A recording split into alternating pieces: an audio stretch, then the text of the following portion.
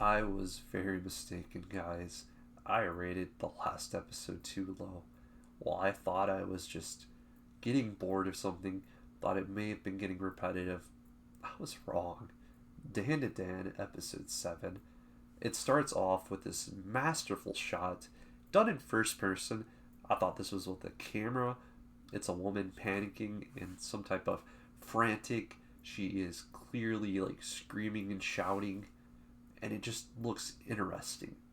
It's kind of grainy, like it's not the top animation of all time, but the combination of audio. So I don't know if Sony's doing the mixing here or who is, but they're incredible.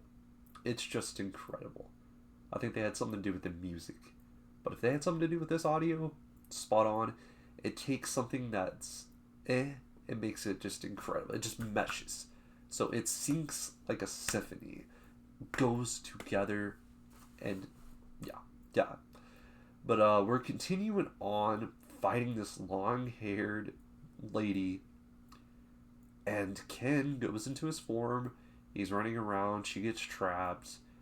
Momo tells Ken, "Hey, Ken, go into form," and we get to see this full throttle mode, which I hope is continuously kind of used, but not the same.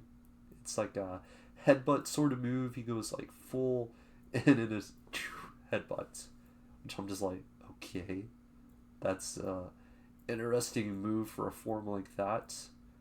Moving on, we get to this emotional roller coaster to follow all of this.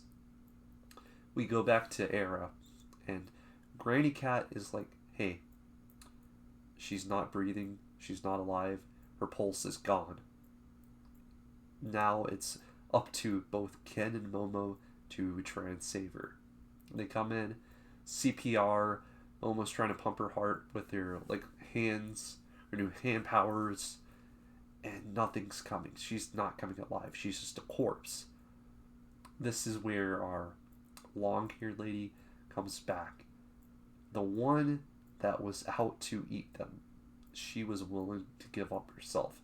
She said, "Hey, she can have my aura. Connect our auras together." Momo then connects them, and we get to see deeper into what her life was like. She had a young daughter. Her daughter lived happily with her. Got took away, of course.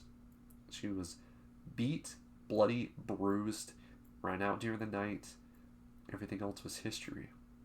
Later on, Aura did meet this lady, called her Mommy, and that's where the whole entire connection goes together. It's the thought of that same girl being her own daughter. It made her think about her daughter. Ever since then, she wanted to protect her. And that took us to the day. So the reason that she's even alive was due to this lady. It was very great. Music, everything about it, honestly. And finish it all off, if they couldn't do anything better, Era comes in for a big hug and to wish her long gone as she coming down into ashes, vanishing from this very world. She was just, she's gone. And she was happy. She's got nothing left to leave in this world. So, very powerful episode in a lot of ways. I liked every minute of it. Moving on from that, after all of this, it was just incredible. Let's get to the rating. If I had to rate this episode, I'm going to say easily 8.8. It was good. As far as this year, I think it was this year. If it wasn't this year, last year, yeah, you definitely belong in the running. Even whenever the second season comes out, we still got a lot to go, but I think this anime could win some awards, possibly, just with the audio alone.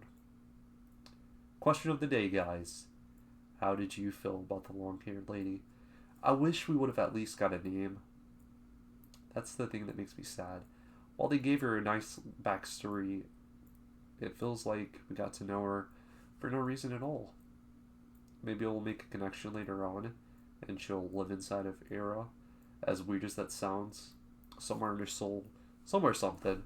teach her about her new powers, because she had to gain some powers if she gave up her whole entire aura to her.